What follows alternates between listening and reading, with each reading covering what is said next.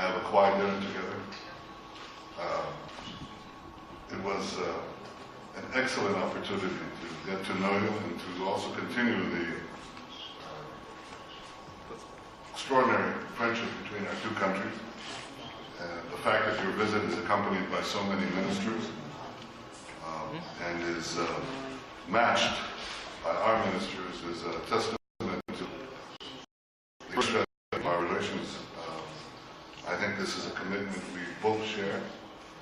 It's something that reflects historical ties. We have a vibrant Jewish community from Romania. They're very proud Israelis, very proud Romanians, and it's reflected in what we did today. We've just signed a series of agreements in environmental protection, in medical science, in care for senior citizens, in information and communications technology, in Holocaust remembrance, in educational technologies and work visas. Is very important for our construction plans, as well as our infrastructure, to have Romanian expert workers. And in addition, we signed, I think, a very important specific agreement on the laser project, which I think will advance our field, our expertise in both areas, in both countries. Our cooperation makes both our countries stronger. We both seek the same things. We want prosperity for our citizens, and we want tranquility for our countries. We both seek peace and security. We seek it in the Middle East. We seek it in Eastern Europe. We seek it in the entire world. We share a strong commitment to democracy, to freedom, to the rule of law. We also share a commitment for the fight against bigotry and all forms of anti-Semitism.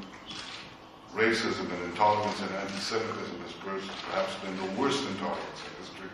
And I think there's a special responsibility and need to combat the forms of anti-Semitism that we see emerging in parts of Europe. We have a centuries-old affinity between us, and I believe that we have to make sure that we do not repeat the mistakes of the past and embrace the future. There are forces that seek to bring us back to a dark age. They're in the Middle East, but they also send their killers, fighters they call them, into Europe. And I think we need to define a clear fault line between civilization and savagery and take concrete action against the forces of darkness. Last night we heard Khaled Mashal, the leader of Hamas, praise and defend the brutal kidnapping of 3 innocent Israeli teenagers who are making their way home from school. Mashal once again made clear that Hamas remains committed to its war against Israel and its war against every Israeli citizen, and coincidentally, against every Jew around the world. So how can President Abbas make an alliance with these terrorists who extol kidnapping? I appreciate what President Abbas said a few days ago in Saudi Arabia, rejecting the kidnapping. I think these were important words. Now, if he really means what he said about the kidnapping, and if he's truly committed to peace and to fighting terrorism, then logic and common sense mandate that he break his pact with Hamas. This is the only way that we can move forward. I think this is something that is shared by many in Europe who understand that the quest for peace and stability and tranquility means that we have to fight the forces of terror, intolerance, and darkness. There can be no alliance with the kidnappers of children.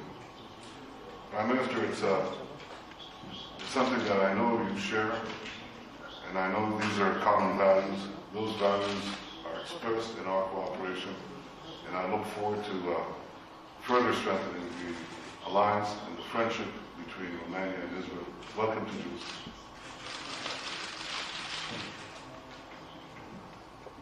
Prime Minister, distinguished ministers, first of all allow me to express on behalf of myself and the member of the Romanian government how happy and grateful we are for having this opportunity to meet you here in Jerusalem and to talk and decide important things about our bilateral cooperation.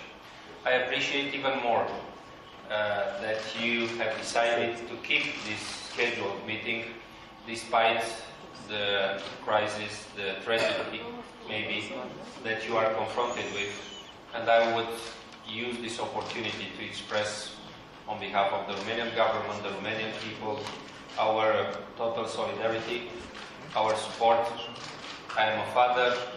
I know that always kids, teenagers are the innocent victims of the political wrong decisions, and I can assure you, Prime Minister, you and your people, that Romanian people, European citizens, they praise most of all the value of life, the value of human rights, the safety of the new generations, and I cannot say that completely understand the dangers and the tragedy that you are now confronted with, but we are absolutely solidar, and we think that this kind of tragedies should not be accepted, should not be only let pass like something natural and or normal.